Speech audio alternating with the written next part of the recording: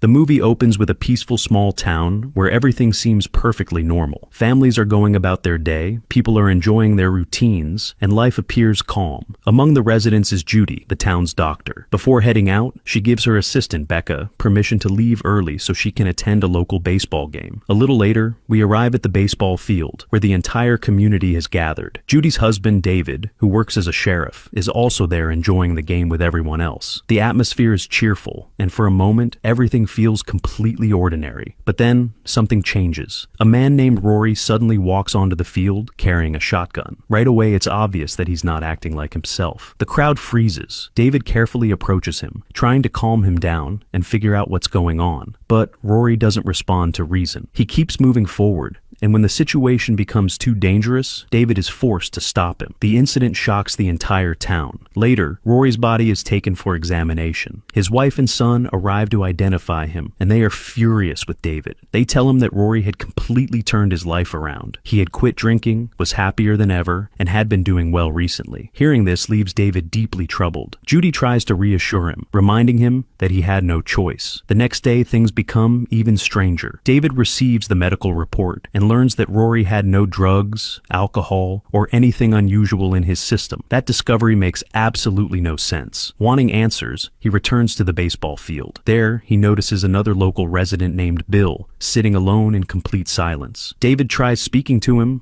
but Bill barely reacts. Without saying a word, he simply gets up and leaves. Something about his behavior feels off. Concerned, Judy later visits Bill's house. Everything appears normal at first glance, so she leaves without suspecting anything unusual. That night, however, Bill's wife hears machinery running out near the family farm. Assuming it's her husband working outside, she goes to check on him. As she gets closer, she suddenly hears her young son screaming. Instantly alarmed, she rushes back toward the house. When she finds her son, he's terrified. He quickly hides with her inside a closet and tells her that his father is carrying a knife and acting strangely. The child is convinced something is very wrong. Moments later, they hear Bill entering the house. Mother and son remain hidden inside the closet, hoping he won't find them. Unfortunately, he does. Bill locks the closet from the outside, trapping them inside. Soon after, a devastating fire consumes the house, and neither his wife nor his son survives. The tragedy shocks the town. David and Judy arrive at the scene to investigate. But what disturbs David the most isn't the fire itself, it's Bill. Standing there, Bill shows absolutely no emotion, no reaction whatsoever to losing his own family. And that's when David realizes this isn't an isolated incident anymore. The following day brings another disturbing discovery. David learns that a pilot's body has been found inside the nearby lake, the same lake that supplies water to much of the town. He and Deputy Russell head out to investigate. The body has clearly been there for quite some time. As they continue searching the area, they uncover something even more alarming. Deep beneath the water lies a crashed airplane. Neither David nor Russell can believe what they're seeing. A plane of that size crashed near their town, yet nobody was informed. Determined to find answers, they investigate where the lake's water is distributed. That's when everything starts connecting. They discover that the first household supplied by that water source belonged to Rory, the very first person who suddenly lost control at the baseball game. Now the pattern is becoming impossible to ignore. Knowing the danger, David immediately tries to shut the system down, but local authorities refuse permission. With time running out, David takes matters into his own hands and personally stops the water flow himself. Unfortunately, by this point, the situation has already begun spreading. When David returns to the police station, he notices that Bill's condition has deteriorated even further. His behavior has become even more unstable. Hoping for medical answers, David rushes to the hospital. But the moment he arrives, things take a dark turn. One of the doctors suddenly begins acting aggressively and lunges toward him. Fortunately, Russell arrives in time and helps David escape. That night, David returns home and speaks seriously with Judy. He explains that something dangerous is spreading throughout the town and urges her to leave while she still can. But Judy refuses. She's not willing to abandon him. Just then, they hear noises coming from outside near the farmhouse. David goes to investigate, and within seconds, military personnel emerge from the darkness and take him into custody. Whatever is happening now has become much bigger than anyone imagined. David and the other residents being transported to a large military-controlled medical facility. As soon as they arrive, everyone is lined up for medical screening. Their temperatures are checked. During the examination, it is revealed that Judy is pregnant. The military immediately separates her from everyone else and takes her away for isolation. David desperately tries to stop them, But before he can do anything, he's struck and loses consciousness. Meanwhile, Judy has moved deeper into the facility. Sometime later, David wakes up inside the camp, realizing he can't trust anyone there. He manages to escape and heads straight for the police station. There, he reunites with Russell. The two men decide they have only one goal now: find Judy and get out of town alive. Elsewhere, Judy is being held among other patients. She soon discovers that her assistant, Becca, is also being kept there. The two begin talking, trying to make sense of everything around them. Then suddenly, chaos erupts. One of the doctors enters the ward, but he's no longer behaving normally. He begins attacking people around him, creating panic throughout the facility. Before he can reach Judy, David arrives just in time and stops him. After rescuing Judy and Becca, the group escapes the medical center and searches for a vehicle. But they quickly discover another problem. The government has disabled nearly every vehicle in town to prevent anyone from leaving. As they're searching for transportation,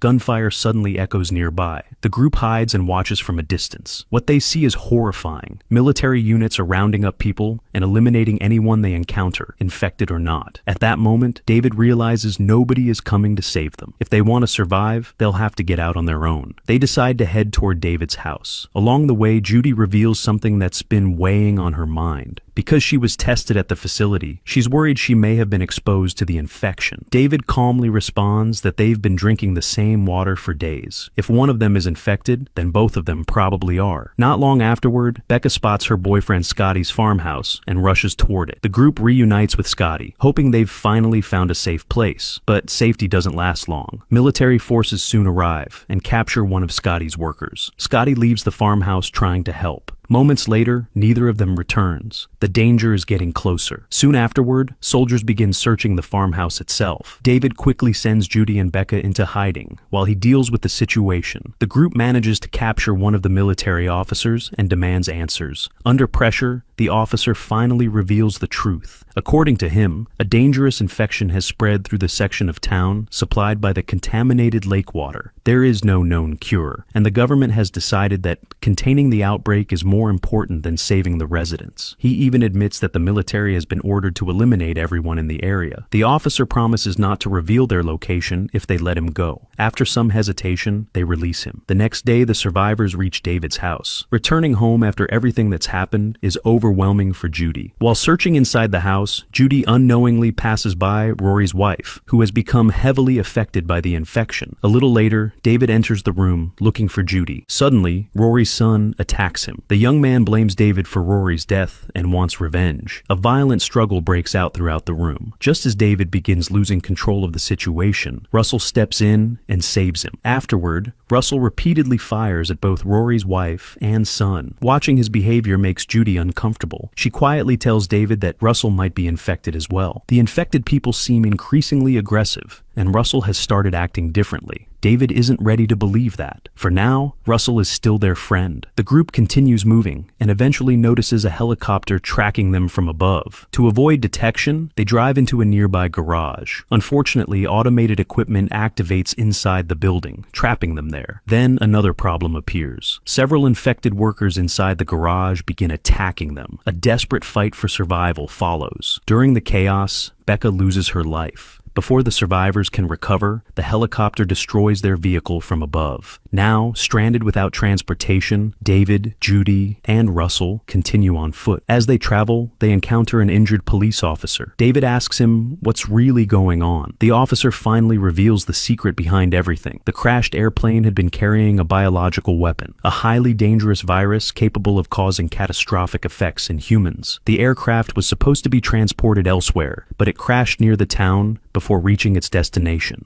The contaminated water supply spread the infection to local residents. Just as David tries asking more questions, Russell suddenly shoots the officer. David is furious. He immediately takes Russell's weapon away. Russell points another gun at him and reminds David how many times he's saved their lives. But after a moment, something changes. Russell admits that he believes Judy was right. He can feel himself changing. He says the anger, aggression, and impulses he's been struggling with are becoming harder to control. For the first time, David realizes his friend may truly be infected. Night falls as they finally reach the military quarantine border surrounding the town. Beyond that line lies freedom. Unfortunately, countless soldiers stand between them and escape. Russell makes a difficult decision. He tells David that he'll distract the military while David and Judy Judy slip through. Russell knows he doesn't have much time left. Before the infection completely takes over, he wants to give his friends one final chance. David doesn't want to leave him behind, but there is no other option. Russell steps forward and draws the soldiers' attention. At the same time, David and Judy begin moving toward the border. Gunfire soon echoes through the darkness. Russell's sacrifice gives them the opening they need. After crossing the perimeter, David and Judy eventually reach a deserted gas station. There, they discover numerous trucks filled with bodies. The heartbreaking sight reveals something terrible. Many of these people were never infected at all. They had simply been caught inside the government's containment zone. Judy is devastated. Even now, innocent lives are still being lost. The couple searches for supplies, fuel, and transportation. Then a public announcement suddenly plays over nearby speakers. The message warns that the entire town will soon be destroyed. Moments later, the lights across the area shut down. Darkness falls. At the same time, numerous infected people begin wandering through the station. To avoid being seen, Judy hides among the rows of bodies. Eventually, she reunites with David. Together they reach a truck that could finally get them out. Unfortunately, the key David grabs doesn't work. With no choice, he returns to retrieve the correct key from the truck's former driver. But before he can finish, several infected people surround them. Another desperate struggle begins. After fighting their way through, they finally manage to start the truck and drive away. For a brief moment, it seems like they've made it. Then everything changes. A massive explosion erupts behind them as the government destroys the entire town. Miraculously, both David and Judy survive. Sometime later, they arrive near another city, exhausted but still alive. At first, it seems they've escaped the nightmare. But then, far above them, military surveillance satellites detect their presence. And in that chilling final moment, we realize the nightmare may be far from over. Did they truly escape, or did they just carry the nightmare somewhere new?